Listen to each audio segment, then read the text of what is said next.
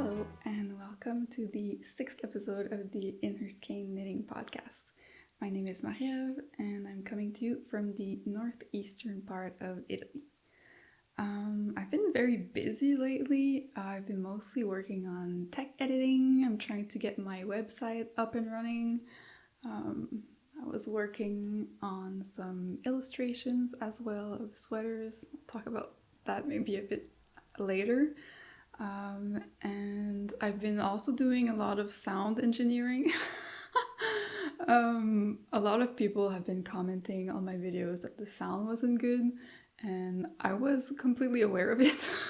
But I decided that it was better to put, a product out there that wasn't perfect. It was still better than nothing. And in the meantime, I was working on that. And my boyfriend was also helping me with that. And yesterday I spent a few hours learning a software to edit the files because I tried a few different microphones and nothing was working. So hopefully that will help. Let's see. So I've been busy. I've also done a lot of knitting that I'll show you today. So the first thing that I'll mention quickly is that in the description of the video, but also on my Instagram, you will be able to find the test call for the Fiorellini Socks. So this is my first knitting pattern. I'm very excited about them. It's a pair of cuff down colorwork socks where there's a little bit of colorwork here at the top of the sock, and the rest is essentially a vanilla sock. I mentioned in my previous episode that it's a pattern that's written for colorwork sock beginners in mind. And so I would love to have some testers from different, backgrounds. Some people that have never made a sock but have knit colorwork before, or some people that have made socks but not colorwork socks. And so having a good mix of these people would be very helpful for me. And so you'll find all the information for the test knit in the Google form that is going to be linked. So if you're interested, take a look at that. You will need fingering weight sock yarn, 2 colors. And there is 4 sizes available in the pattern. Basically, all the sizes have the same flower motifs, but they're just like spaced out on the leg differently. And I am planning to run this test knit starting next week, and it's probably going to be like a 3-week test knit. I think that's plenty to knit 1 sock, which is all I need. I just need some feedback to see if the pattern is clear. But it's not a hard deadline. Like if you can't make it on time, it's fine. Then the next thing is what I'm wearing. I finished my test knit of the Irene sweater. So this is what it looks like. I'll try to also put a little video of me wearing it. It's going to be easier to show the whole sweater. So basically it's a drop shoulder sweater with a double folded collar.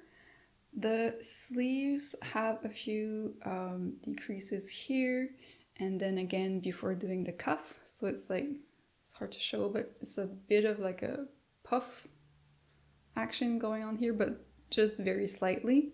The cuff is still very wide, and as you can see, my sleeves are a bit too short. I think I need to go back and do an additional repeat here. And then on the bottom there's a split hem, but there's also the option to do a regular hem in the pattern. I knit mine in Mota by WoolDreamers. I really like this yarn, but I'm not convinced yet that it was a good choice for this pattern. I think it is, but it's going to get nicer with wear, if that makes sense. I blocked the sweater, but it still looks kind of unblocked. I don't know how to explain it, but I think that as I wear it is going to mold a bit better to my body, if that makes sense, and relax a bit more. So yeah, I find the yarn very soft. I think the only thing that is like more scratchy is the bit of like, there's some pieces of grass, hay inside. There's a lot of them, and of these little pieces. Don't know if you can see, but I was like picking them away as I was encountering them in the yarn, but I think I missed a few, and like I can feel it at a few spots. But yeah, I think that's also going to wash away as I wash it more often too. I don't wash my sweaters super often, but yeah, let's see what happens with this one.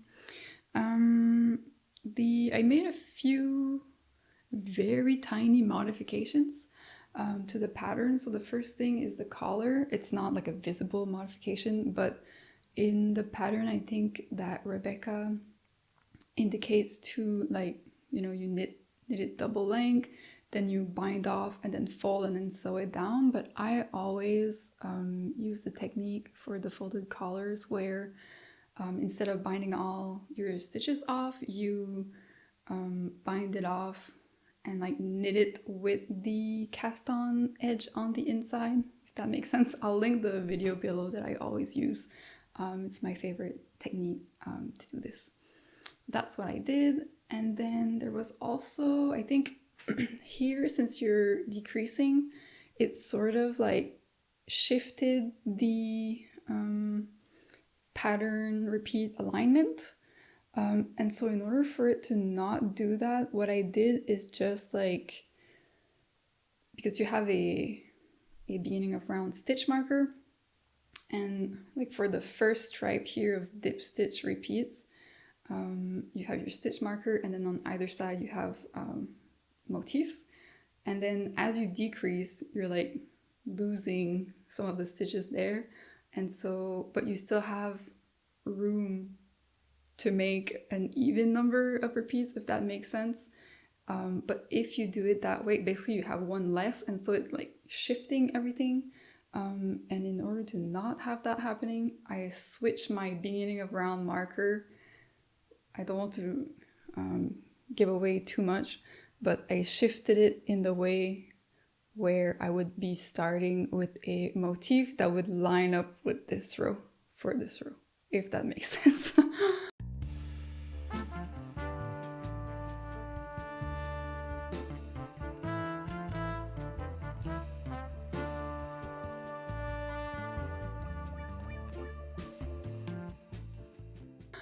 So yeah, that's the only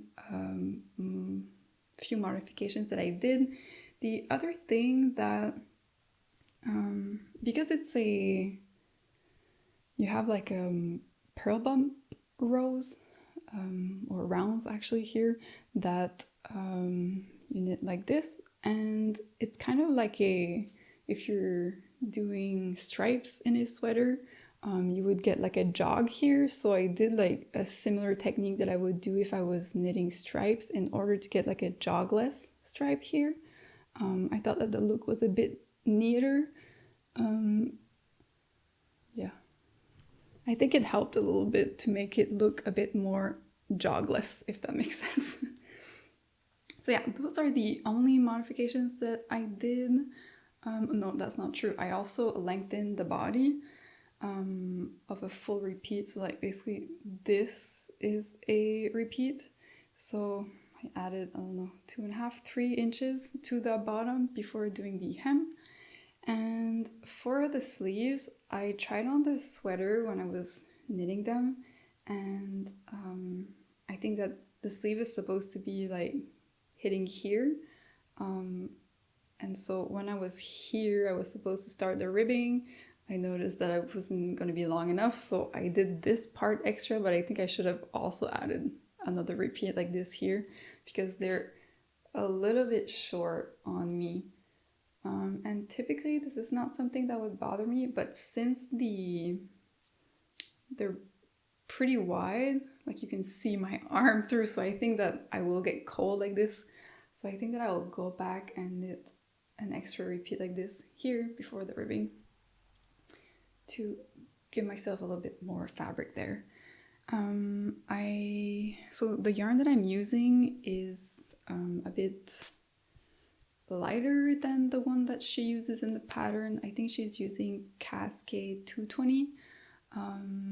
And this one is actually I always mistake it, woolen or worsted spun, the one that is like lighter, more airy. And so since I've used that, using the correct meterage, you get a sweater that is going to be lighter, which is great for like these bulkier kinds of sweater, because it means that you don't end up with a sweater that is like super heavy. So that I like. But yeah, that means that I actually am left over with all of this. So I ordered 6 balls of this yarn, so 600 grams. And I knew that 5 would be enough, but I ordered an extra one just in case, since it was a test knit. And I usually have to lengthen my body and or sleeves sometimes, so that's why I ordered more.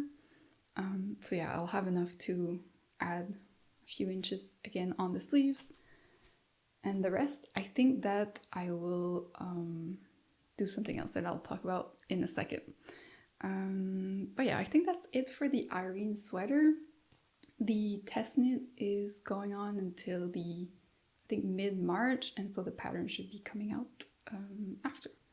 And if you remember last time, I was saying that I was struggling reading the pattern, because I'll go maybe a bit more into detail in that part. So essentially, the armhole depth, which is like this part here, is different than the upper arm circumference. So like twice the armhole depth was different than the arm circumference, and that's just because like the number of stitches that you pick up make it so that it's like tiny bit like puffy, and so basically your armhole circumference is different than the upper arm circumference. So that is what was confusing to me in the pattern.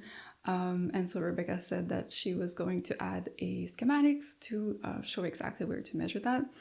And yeah, this week when I was, or last week I guess, when I was working on my tech editing website, I decided to tag my logo, because that's something that I did like many months ago, just quickly. Like it's like I'll put it here, the old one. I basically just drew like a circle and made little flower drawings on the side, and I like scanned this image and I was using it as is. But then to have something a bit more professional for my website, I decided to tackle getting it digitalized, I guess. And so I was playing around with Inkscape to redo my logo. And it also gave me the idea that, maybe I can draw some schematics using also Inkscape. So I was playing around with that. And then I did like a little example from this sweater that I turned into a schematics. And so I contacted Rebecca to see if she had done her schematics already, or if she would be interested to for me to do it for her. She said yes, so this is what I did. So it's kind of like a full circle experience where now my drawing will be in her pattern. All right, so moving on. What I was saying about the leftover yarn from this sweater is that I want to do a leftover project. And I've been wanting to do the Stella quilt cushion by Laura Penrose since it came out, the pattern. And so I went digging in my scrap stash, or stash in general. You'll see that there's full skeins also, to find a few colors like this. I don't know if the lighting is good. I have a pink, a burgundy, ochre color, and this brown. I also have behind me this cone of brown Shetland wool. So yeah, I think I will use those colors to make the Stella quilt cushion, hopefully very soon, but after I'm done lengthening the sleeves just to make sure that I have enough yarn. All right. And then, yeah, for tech editing, I've edited a few patterns already. And I think, yeah, all of them have been patterns that have lace, cables, baubles. Which was a good challenge, I guess, for the first few patterns that I've edited. But yeah, so it really inspired me, I guess, to knit lace again, because I haven't in a while. I can't remember the last project that I made using lace, but it had been a while, and I really like knitting lace. And so I've been working with Famke from Mipi, the label. She's a new knitwear designer, and she has been writing a lot of patterns. I'm super impressed with how productive she is. It's amazing. And all the patterns that she's designing, I absolutely love. In particular, her Vivienne cardigan. It's something that I really enjoyed to edit for her. And when I was doing that, I could not stop thinking about one for myself. And I think that the brown yarn that I just showed will be used to make one eventually. I think I'm gonna wait until the pattern is out and probably make that for the fall. But yeah, in the meantime, something else that I had in stash, this is actually like a more recent acquisition. I haven't worked on my doppio sweater and my ranunculus in the past few weeks, but last time I mentioned that for my doppio sweater I had ordered from Knitting for Olive, and so at the same time I decided to order this yarn. This is the Knitting for Olive Merino in the color Marzipan, and I must say that I'm a bit disappointed with the color. I thought it would be closer to this. So you see that this one is much more like a creamy color. It's more warm. This one, the Marzipan from Knitting for Olive, I thought it would be closer to this, but it's much cooler. I'm not sure. I love it. The lighting is... maybe that's better. It's much cooler. So I don't know how I feel about it. I have cast on something with it. I'm thinking that worst case scenario, I will dye the project that I'm making in this, if I have the guts to do so. Let's see. But yeah, one of the projects that I have been wanting to make for a long time now, probably since the pattern has been out, is the Barbroe Blouse by Knitting for Olive. And I think that when it came out, I was still living in Canada, and it's like the type of garment that I don't think would have been super useful in my wardrobe in Canada, because like it's more like for spring, I would say. And in Canada, or where I used to live in Montreal, spring lasts like a week. So you usually get like a super long winter, some nice spring weather, and then it's like summer already. And so I didn't think it would be really useful for my wardrobe there. But here the spring is much longer. And so I was excited to cast it on. And so I swatched here. This is my little swatch. So it's an all-over lace top. And I really like the style of it. And yeah, it's like I was saying, I was really craving lace. And so this is fully lace. It's also knit in the round, and so perfect project for that. And yeah, I think that in the pattern they recommend using 3mm needles, and in my Chaogu set that I have, I don't have any 3mm, so I'm using 3.25. And when I swatched with the 3.25, I was exactly on gauge, so that was good. And I cast it on, and this is what I have so far. It's not much, but it's going somewhere. So I've made a few repeats of the lace pattern. I think I'm 4.5 patterns in. And this is very addicting. I really like knitting lace, especially lace in the round where it's like a chart that is easily memorizable. Very addicting. I could knit this forever and ever without getting bored, I think. But yeah, so I still have a few inches left on the body. So it's a bottom up, which I haven't done in a long time. Actually, I think that the last bottom up sweater that I did was the one for my boyfriend, which was not a great experience. So I'm hoping for a better experience with this one. It's a bottom up where eventually I'll have to split for the front and back, and then do the shaping around the neckline. And it's like a mock neck, I guess, like tiny turtleneck, mock neck, all in lace. And then the sleeves are also knit bottom up. And the part that stresses me out the most is the shoulder seaming. Fingers crossed that it's gonna go well. But yeah, that's all I have for now for this one. And then keeping in the same theme, I'm going a bit all over the place today. I'm not separating by FOs and whips. This is going to be a future project. I wanted also some sort of a lacy sock, but again, I wasn't really finding a pattern that was inspiring me.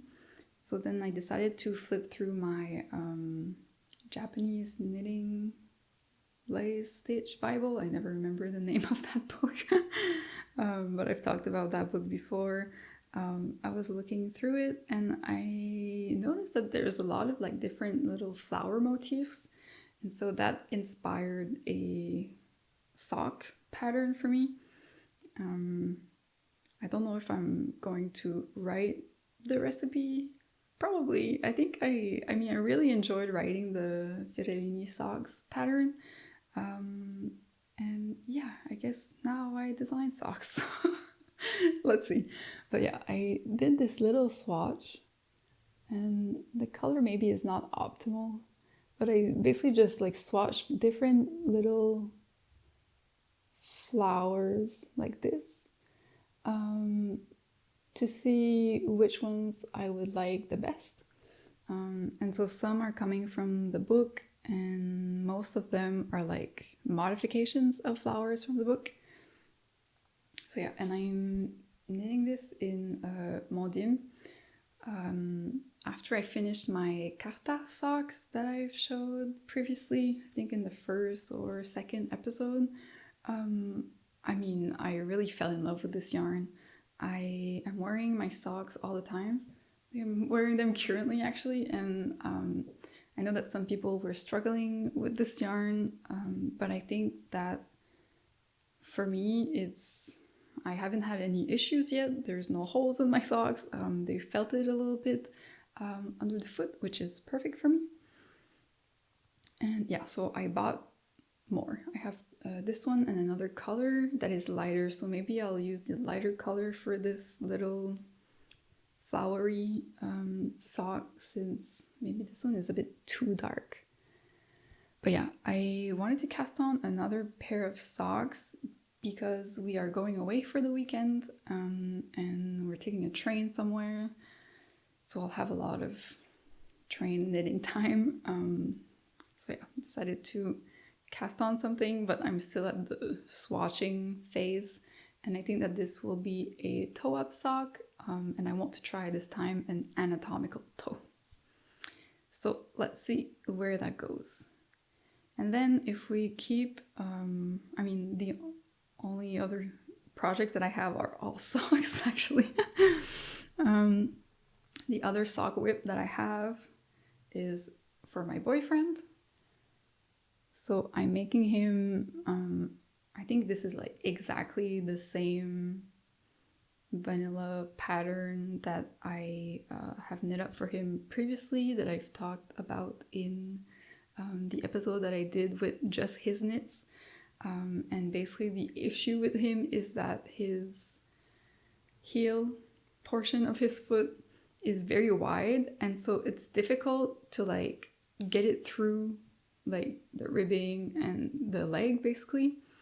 And so I think that the only recipe that I can do for him is something that has a lot of stitches here with some ribbing to like keep it cinched on his leg. And then once I get past the heel and the gusset, or in the gusset, I can decrease to a more normal amount of stitches for his foot. So that's what I'm doing now. I think I have 80 stitches here. And I did a 1x1 rib here, and now I'm doing the rest of the sock in 2x2 ribbing. So yeah, this is not super enjoyable for me, mostly because of the yarn. It's like a superwash merino with nylon, but it's like very super washy. I don't know, it's just not enjoyable for me. Like, I know that some people prefer this type of like super smooth, soft yarn, but I prefer something a bit more rustic like this. So yeah, this is the Wool Unit Sock Marl. Like this. It's a color that he chose. And so I think he will be happy with these, and I guess I will be happy as well once they are done. But yeah, that's something that I'm working on, like when I have no brain power to do anything else, because it's just a ribbed vanilla sock essentially. So yeah, if I can get this done for his birthday, which is in August, I'll be happy. Working at it slowly. And then I have 2 finished socks. The first one is the eco-printed socks. So I did a little project vlog video on how I made these.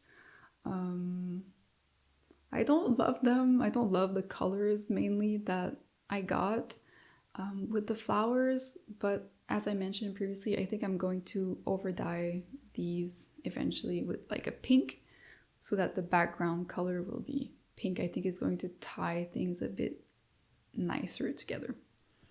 Let's see. And then the other whip or FO that I finished recently are my Christmassy socks like this. I talked, I think, enough about these in the last episode. So if you're curious to know more and you haven't watched that episode, you can go back. Is the Ocean Drive socks by Megan Nodecker, which is like a nice scallop mosaic knitting sock. And the modification that I did is to insert a sole gusset here at the bottom, because for my foot I really prefer to have a gusset, so to have a bit more room here than what a like short row heel would regularly give you. So that's what I did. And yeah, the second one is not blocked yet, but maybe I can show you how funny it looks when like the heel, it looks very strange before it's blocked, but yeah. And then I'll also have to weave in the ends. On my first pair of these socks, I didn't even weave the ends. I just tied them together and cut away the yarn. And they've been holding up fine, so I could have done the same thing, but in this one I really went in to weave in all the ends. But as you can see, there are a lot of them to weave in. But yeah, this is what the other side looks like with the slip stitch. Like this. And yeah, that's it for today. Yeah, last time at the end of my episode, I asked if you had any questions, because I wanted to do like a sort of knit-in chat. No one asked me anything. So instead of talking about myself, I will talk about other people. So I decided to do a little bit of a section at the end where I'll talk about the podcast that I'm watching. I'm sure that some of them you already know, but yeah, I decided to do this instead for my little knit and chat. And so I think that I will work on my, I'm dropping them, my boyfriend's socks while I chat about this. So I think that I've been knitting for about 5 years now, and when I started to knit, I didn't know that there was an online knitting community on Instagram or Ravelry or any of that. I didn't know that it existed. And I think it took me like a few months to realize like, oh, there's other people knitting on the internet. Let me check that out. And so that's when I created my knitting Instagram. And I think after that, it took another few months for me to realize that there were knitting podcasts. And so I think that the first few that I watched were in French, because as I mentioned before, I used to live in Montreal. So the knitting community there is actually like really, how do I say? Like there's a lot of people who knit, and like it's like a rich knitting community is what I was trying to say. So there's a lot of French knitting podcasts that I listen to. Those are the first ones that I watched. And then slowly YouTube started to recommend me other people. I think that one of the first like English knitting podcasts that I started to listen to was Knitting Traditions. I think that from her first episode I've been watching her. So she's one of my favorites. I also really enjoy the Knitting Pickle, Laura Penrose. Also her, I think I've been watching from the very beginning of her podcast. And yeah, so these you will know for sure. And someone who is also popular but has started a podcast recently is Summerlee. So I think it's no surprise to you that I absolutely love to knit socks. And I've been following her for a while on Instagram, and so I was very happy to learn that she now has a knitting podcast on YouTube, where she talks a lot about socks and other things. I think she's hilarious, and yeah, I'm really, really enjoying that one now. So yeah, and then the other people, I think I've talked already about Rebecca from Journey Through Yarn, who made this pattern. And so I've been listening to her also. And the other person that I've mentioned already in this episode is Famke from Mipi the Label, Mipi Knits, I think, on Instagram. So I've been also really enjoying her content. I think that her color selection for everything that she knits is fantastic. I really, really like what she's making. And of course, I really like all of her new designs, and so I would recommend to go check her out. And other than that, who else? I made a little list because I actually made a list and it was like way too long, and so I decided to distill down to, I think I have 10 people that I'm talking about today. So I might do something like this once in a while where I talk about a few people that I've been watching a lot lately. So yeah, the next one is Two Pearls in a Pod, which is Sarah and Paige from Australia. I really enjoy them together. They're very entertaining. Yeah, so that was a good discovery. I think I discovered them this summer, and I proceeded to binge all of the episodes that they published before this summer. And now it's like one of the knitting podcasts that I click on automatically when they upload a new episode. And another more recent find is Escarla. She is a knitter but also a spinner. So she's been posting really high production quality videos. One that was showing how she processes a fleece, like from start to finish, to spin the fiber, make yarn. And so very educational. I'm sure I will go back to that specific video in the future when I finally get around to spinning more seriously. And yeah, other than that, so that was like the English speaking podcast. For the French ones, I decided to only talk about 2 of them, but there's again a lot more that I listen to. One of my favorite or go-to is the one from Marie-Christine Lévesque, where she talks a lot about her designs, and she also shares what she's sewing. So I really enjoy that. I've been enjoying that for a long time now. And the other one is a newer one from Jeanne Elena. I'm pretty sure she used to have an English podcast. I don't know if I dreamt that up, but now she's doing it in French, and I'm really enjoying everything that she is working on. It's really nice to see what she's up to. And then the last category is Italian knitting podcasts, because as I've mentioned, I am currently living in Italy, and so I am really trying to learn Italian. It's not something that comes easy for me, learning new languages. I think like even learning English as a kid, it was difficult for me. And I only got like semi-good at it when I moved away in Ottawa to study, where I actually had to use English on a daily basis.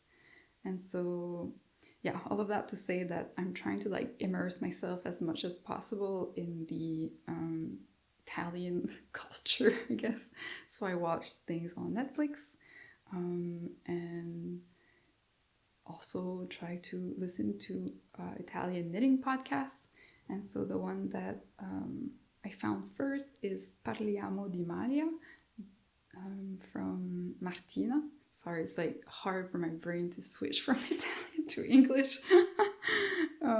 Yeah, so she has an Italian knitting podcast. I think she actually does also an English version. I'm not sure. But yeah, so she often talks about like Italian yarns, Italian yarn events. She also co-edits, I guess.